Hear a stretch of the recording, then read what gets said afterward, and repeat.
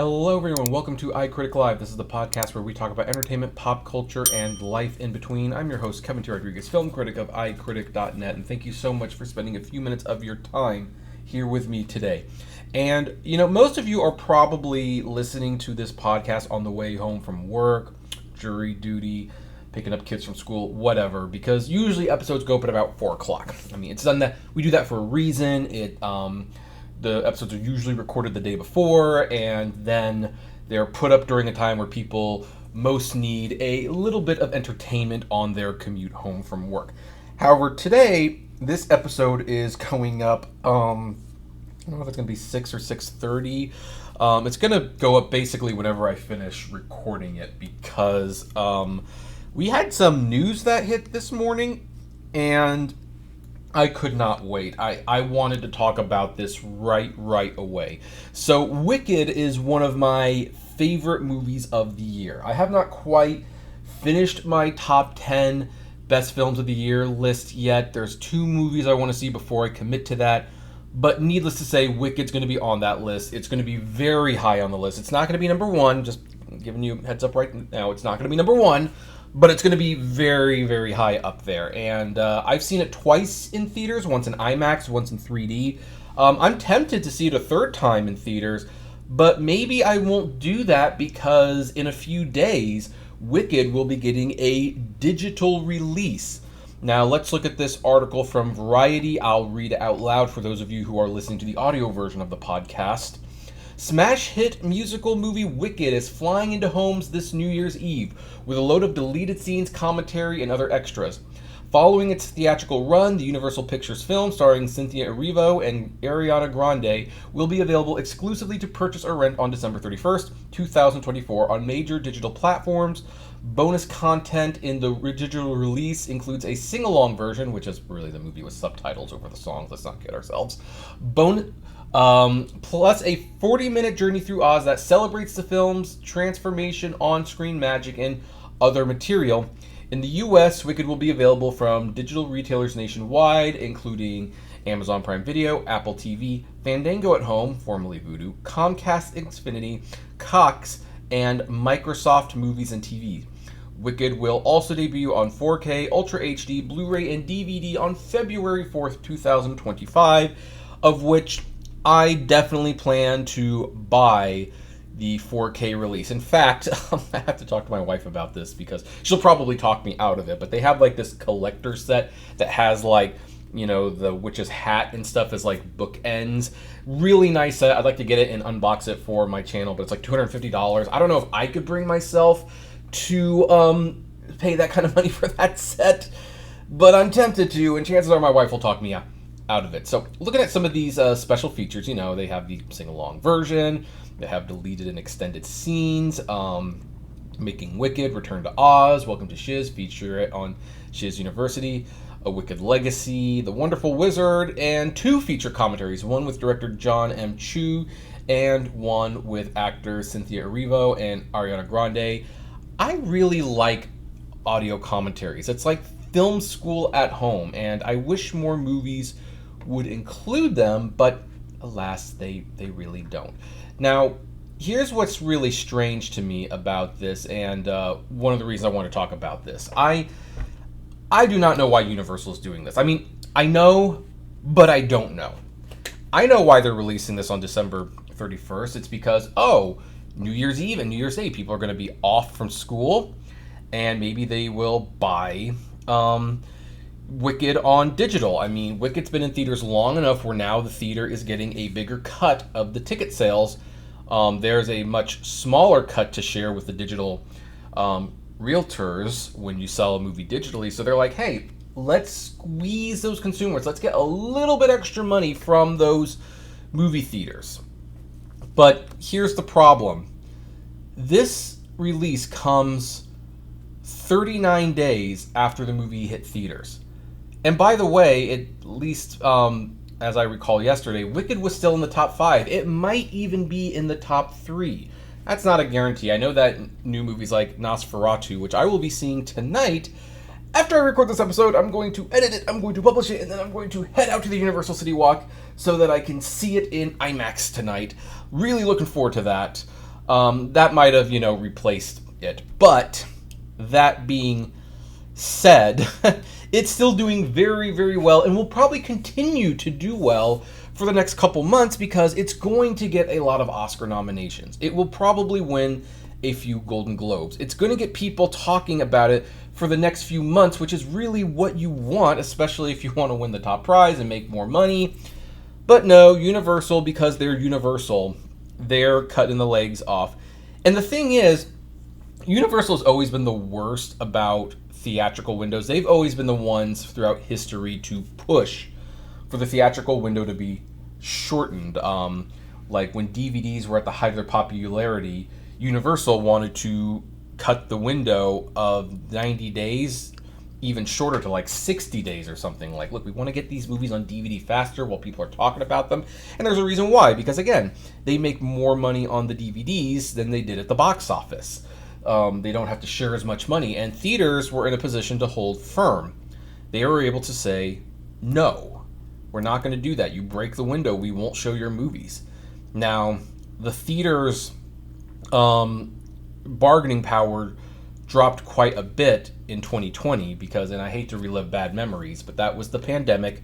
Movie theaters were closed, and studios started putting movies onto streaming because people couldn't go to the movies. They would either put it on Disney Plus or they would sell a digital copy. Trolls World Tour, which was also a Universal movie, that was like the first one that they said it's going to be available in theaters and digitally on the same day. And AMC actually wrote like a public letter saying that they will not be showing any more of their movies because Universal knew that the theaters would not be open, and that was, they had basically broken the window by doing a day and date release. Now, for the record, I saw Trolls World Tour in theaters because I was at least somewhat close to a drive-in theater that was still open because, hey, as long as you were still in your car, it was social distancing and everything. So I actually got to see Trolls World Tour in theaters. I'm considering how much that franchise has been a thorn in my side these last several years. That's almost a dubious accomplishment. Trolls fans really are the worst. I'm sorry. But that got AMC to, speak out against it. But the problem was that didn't mean anything because, like, the theaters are closed. What did the theaters have to offer the movie studios at that point? And ultimately, AMC signed a deal with Universal, one that nobody else really signed on to as well, but we'll talk about that in a second. And it said, okay, look, going forward, the window is going to be shortened to 45 days. If the movie does not make a certain amount of money in the first weekend, then it can be shortened to as low as 17 days. And AMC would also get some of the profits of the digital release. Now then, no one else agreed to that, but because of the situation, basically no one was in the position to argue, because as the movie theaters started reopening, all these companies, they really did want to get rid of the theaters. They had this misguided belief that streaming was the future. Streaming was going to be their bread and butter. Direct to consumer. That's where it's all heading. And so Warner Brothers famously did the Project Popcorn, which was the day and date release where like all their movies for 2021 were going to be premiering on HBO Max and theaters on the same day to try to boost the numbers of HBO Max. And Disney experimented with Disney Plus Premier Access, where certain movies like Black Widow, The Jungle Cruise, Raya and the Last Dragon, you could see them in theaters if you wanted to, or you could pay $30 and you would be able to watch it on Disney Plus. Now, for the record, I went to the theaters in every single situation. I never paid for the Disney Plus Premier Access, not even for Mulan, and that's why I still have not seen Mulan, although I do have the 4K release. I got like a $10 copy from Target, and so I guess I'll see it at some point. It did get Oscar nominations, but yeah, I did not see Mulan because of that whole release. It's like, nope, if I'm going to see this piece of garbage, and I pretty much assumed it wasn't going to be very good. And all the reviews confirmed that, but I wasn't going to see it at home and pay $30 for the privilege. I was going I wanted to see it on a big screen, yada yada yada. I mean, I kind of gave up on Soul because it was free on Disney Plus. But for the most part, I didn't partake in that experiment. And the thing is, when the theaters reopened, they were in a much weaker position to push back against decisions like these because people had not been going to the theaters for a while. They were just looking for movies to put in the theater. That's even why Cinemark made that deal with Netflix to show Netflix movies for a while, because it's like, look, we just need movies in our screens. It doesn't matter if you're not going to advertise them very well. We just need something to show. So that's why I saw Netflix movies like Tick Tick Boom and Matilda the Musical in theaters, because the Cinemark near me showed those movies. But that deal seems to have expired because I haven't seen any Netflix movies in the Cinemark for a while, and I'm guessing it's because the box office recovered to an extent that Cinemark basically looked at the Netflix deal and said, okay, look, Netflix, we'll renew this, but we've got to get more of a commitment from you. You've got to tell people that these movies are playing in our Cinemark theaters, or because we're just not going to sell the tickets compared to the other movies. And Netflix basically threw back their hands and said, no. And so I think that deal came to an end. I don't have any solid confirmation that that's what happened, but, just kind of reading the tea leaves, knowing what Netflix is like, that's what I assume something like that happened. And we haven't seen Netflix movies in Cinemark for a while as a result. Well, this might be the time for the theaters to start pushing back a little bit, because Universal is doing a couple things here. First of all, they're breaking their already short window by 6 days. They had an agreement, the 45-day window, and they're breaking it. And I can guarantee you they didn't consult with the movie theaters about this. I don't think the movie theaters are going to be happy, because the other thing is, this movie, again, is in the top 5. It's been in the top 5 for over a month. Heck, I think it's been in the top 3 for over a month. This is a movie that keeps bringing people into theaters. They're still selling Wicked merchandise at the theater, still making money doing this. And so why would theaters want this to be on digital, especially when it's like there's so much more gas left in the tank? There's so much more gas. This is the equivalent of buying a Tesla car, driving it for 2 years. The thing is practically new. It has a lot of value, and basically, it's like, all right, I'm going to sell this as a previously used vehicle at 20% off what I paid for, or whatever. Even though it doesn't make sense to get a new car, because you don't need a new car at the moment. Excuse me. Why are the theaters going to be happy about this? They're not going to be happy about this. But you know what? A couple of years ago, the theaters didn't have a lot of leg room. They just needed things. The box office wasn't great. There was this mentality, survive till 2025, because they felt like with 2025, if they could make it till then, they would be okay. Well, the box office rebounded in a big way, and Wicked had a lot to do with that. This is a movie that, if they kept it in theaters for another month or two, they probably could have gotten to $600-700 million domestically. Instead, they're going to cut it off, and it's probably going to end somewhere around 450. And again, Universal doesn't care that much, because it's like, well, hey, it's been in there long enough where we're sharing a bigger portion of the ticket sales. For those who don't know how it works, the first weekend, the movie studios tend to get 90% of the ticket sales for that movie. But the longer it's in there, as an incentive to keep it in theaters, I think at some point it gets to where the movie studios get 40% of those ticket sales. And when they do that's obviously the studio's getting less money, but hey, they're still making money.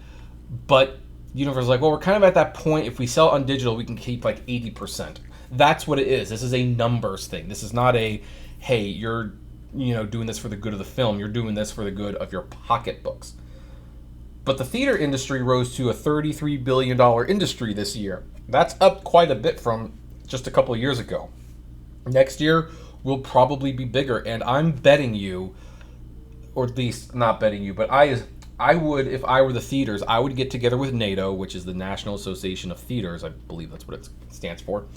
And I would say, okay, look, we got to go to the studios and we have to renegotiate the contract, because it's not working right now. Like the movie studios have not been holding up their end of the bargain, and we've got to like set some firm rules at this point. So what I would do is, because I do not believe that you can go back to a solid 90-day window.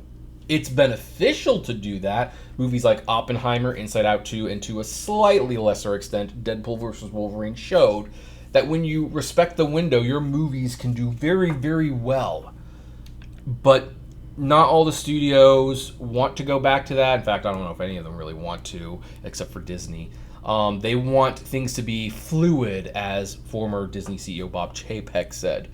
Well, I think there's a case to be made for fluid windows, but I think they should be based on box office. And here's what I'm saying.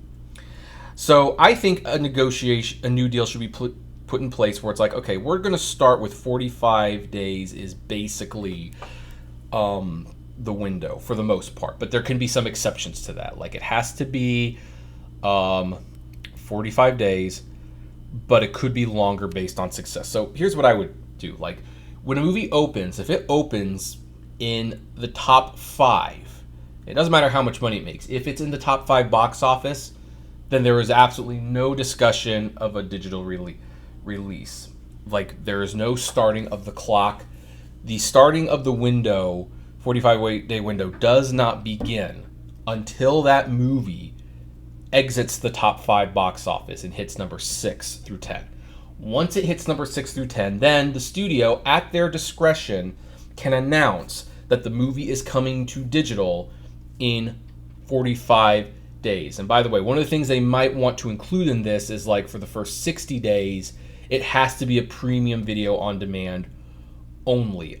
Like maybe make it so that the streaming on a Netflix or a Disney Plus or something or Peacock doesn't happen until like 120 days. Maybe that's something, or 90 days. Yeah, like again, I'm just spitballing here. But if the movie opens the box office in 1 through 5, no announcement of a digital release can be made. Now, once it leaves the top 5, then you can announce a digital release, but it has to be 45 days out of when that box office weekend ends. So, like, for example, let's say Wicked, which I believe is still in the top 5, let's say in 2 weeks it finally hits number 6. Number 6, it's now out of the top 5. Universal can now announce that in 45 days it will be released on premium video on demand, with a Peacock release date to be announced at a later date. Now, let's give the movie studios, and to some extent the theaters, a grace period, because here's the thing, not every movie is going to open in the top 5. In fact, there's a lot of movies that are pretty much dead on arrival, and they're taking up valuable real estate space. So if the movie opens between 5 and 10, 17 days after that, then you can announce a digital release in 45 days, or maybe 30. Again, we're kind of giving some leeway because the movie didn't do well. And there'll be an especially big exception that if the movie premieres outside of the top 10, like say your Knights of the Zodiac, and you open at number 11 on your opening weekend, you know what? Stick a knife in it. It's over. Like, you know, just get it out there. Now, some exceptions will have to be made. Like, for example, if you're putting the movie in a limited run, like say less than 100 theaters for the first weekend, that does not count. For that, you have to adhere to a 90-day window until you put the movie out in wide release, at which point the fluid rules could come into place. Like, that would be something you'd have to consider.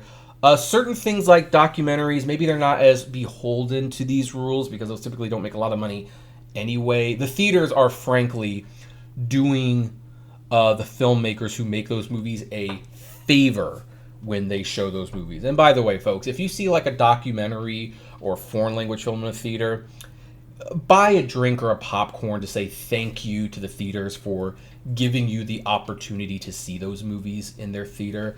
Like, I believe that is that's something that I personally feel strongly about. You don't have to, but I think that's a great way to encourage them picking up movies like that. And I even tell that concession people, like, I don't normally buy concessions, but I will buy concessions because you're showing this movie, and I'm grateful that you're showing this movie. So I think that something's going to have to change. I think the theaters are going to have a little bit more bargaining power now that the box office is up again, because look, no matter how much Universal wants to pivot to direct to consumer, they also don't want to leave potentially $500 million in domestic ticket sales on the table when Wicked for Good comes out next year. Now, I don't know when they could renegotiate these deals and stuff, but you know what? If they could renegotiate them, I would say, look, here's the thing. Here's how the fluid thing is going to work. If it opens within these numbers, you have to do this. If it opens within these, you can do this. And if it opens outside the top 10, then you know what? We'll just everyone will just cut their losses. But if you break any of these terms, we will pull your movies from the theaters. We will pull future movies from theaters. You pull this stunt with the next Illumination film, we will not show Wicked for Good. You will lose $500 million. And that's how deals are made. Because, the new Lord of the Rings movie, which I saw and I loved, you can read my full print review on the Fandom Post. That went to digital after 14 days. And it's like, that's too short. But at the same time, it didn't really do a lot of business. But it's still too short. It still conditions people to, stay home. So it's like, there just needs to be a bare minimum where it's like people just know that they're going to have to wait a little while if they don't see it in theaters, even if the movie doesn't do very well. That's why I'm tired of reading these articles like, well, when is this movie coming to streaming? When is this movie coming to streaming? Sometimes even the day the movie is released, and it's like, this would not be a thing if these rules were in place where people just knew after 45 days at the bare minimum is when you're going to have to wait. And by the way, it could be longer if it is a success, because some people will try to wait for home, but you know what? I bet you that if Wicked was still in theaters while it's getting these Oscar nominations, and some of these stubborn people who don't go to the theater keep hearing about how good it is, they would probably eventually cave and go to the theaters and buy a ticket. And then once they love it, guess what? They will probably buy it again on digital. So I don't know why Universal does it. I mean, again, I know, but I don't know. I think the theaters and NATO need to take a stronger stance. They're in a much better bargaining position now that the pandemic is in the rearview mirror and we're getting back to making billion-dollar movies again. They just have to say, nope, you're going to be respecting these. We'll work with you to keep a fluid window, but you're going to it's going to come with some strings attached. So that's my personal opinion. But now my question is, what do you think about this? Have you seen Wicked in theaters? And if you haven't, does this affect your desire to see it in theaters? If you're listening to this podcast on a place where you can leave comments, I would really love to know, so please leave those comments. And hey, if this is your first time here and you like what you hear, why don't you make it official? Subscribe to the podcast. We're on YouTube, Spotify, Apple Podcasts, Deezer, basically your podcasting platform of choice.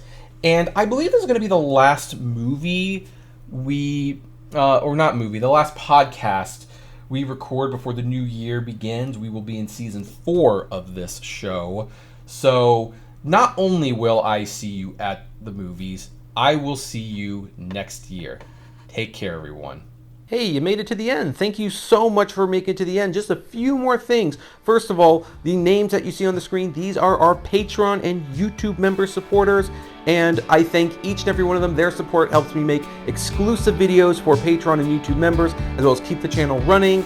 And of course, is just a huge kindness to me. Also, don't forget to check out the iCritic-led podcast on Spotify, Apple, Google, Deezer, whatever podcasting service you listen to. It is there. We definitely want to see you there. And hey, there's also other videos that you can check out. So, check out these other channels, these other videos, especially that one. I think that's a really good one.